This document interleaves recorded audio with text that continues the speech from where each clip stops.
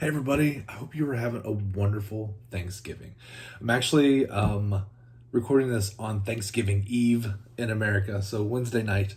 Uh, this afternoon, I was on a live or watched a live of Pastor Ken's Curveballs.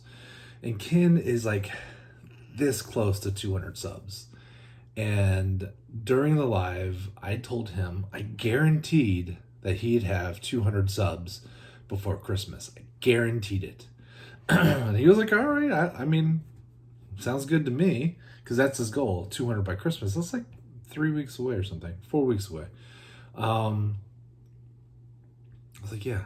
I was like, I would bet you all of my Donnie baseballs that you're going to be to 200 before Christmas. And I think he'd like to have my collection of Donnie baseballs because it's not a bad one. So I need to do everything I can to make sure that I don't have to eat my words, and I'm 100% confident, because I think he only needs 4 more, that we can get him there pretty quickly. So he also asked about maybe doing a VR and talking about your favorite Christmas memory. And I was like, man, that's fun. And I struggled with it a little bit. It's like, there was one Christmas when I was a kid where my mom, I don't like secrets, and my mom used to give me hints for what my presents were going to be, because I was so annoying about it. And there was one Christmas where I guessed all my presents, other than socks and underwear. You always get socks and underwear, right? But I guessed all my presents, and that was fun. She was not happy because she would give random little hints, and I was able to guess it. So after after the year I guessed all of them, she stopped doing that.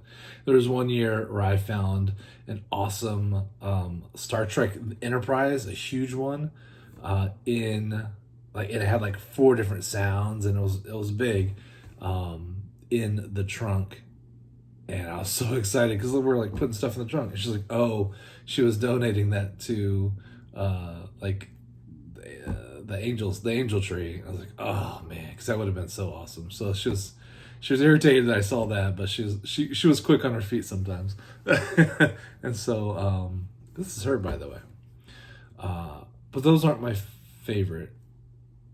I guess the one Christmas I always think about is Atticus's first Christmas, and just so happened to be my mom's last Christmas.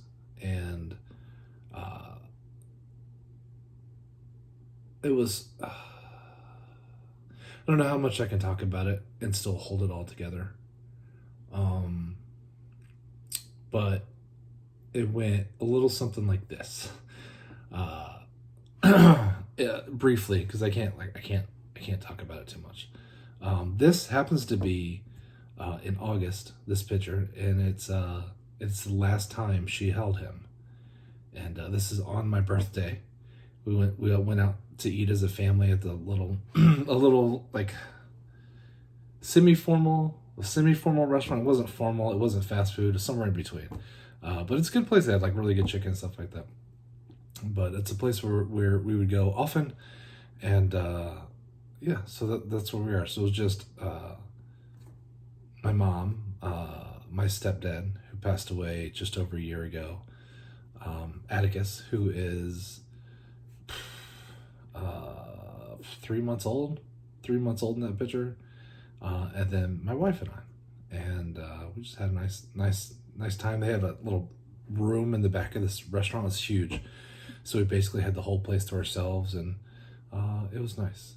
And she had a heart attack that night, and the next morning I picked up my grandmother and drove to the hospital, and she had to have emergency surgery, and it didn't go well, and she was in a coma for about 2 months.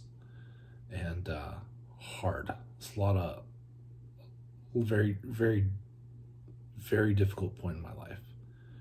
So obviously my family, lots of stress there. I was going through some major changes at work because I was a new dad. I had a new mortgage, new truck, lots of more responsibilities. And it was a curveball. Speaking of Pastor Ken's curveballs, life throws you those sometimes.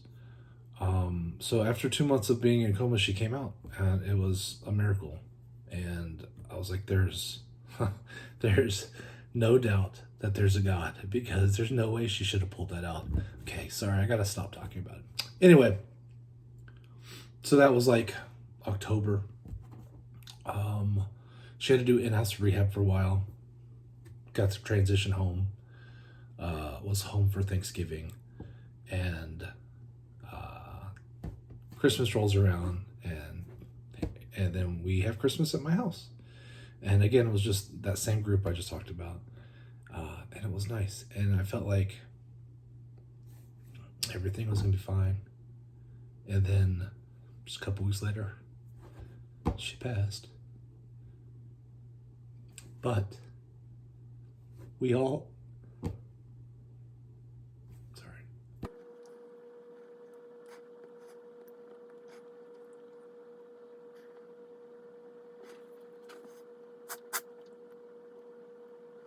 but we all deal with loss, and it's just part of life. Nobody's ever ready for it, and even when you do think that you're ready for it, you're not.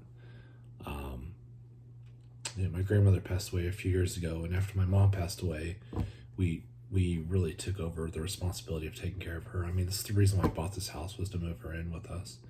And so for the last 10 years of her life, and she lived to be 91, God bless her. That was the responsibility that we took on, is to make sure that she had the best life possible for her remaining years. But even when she passed, even though it was a drawn out process, and it was a painful few months of seeing somebody you love go through that is hard. But going back to this, the Christmas that I will remember most and cherish is that Christmas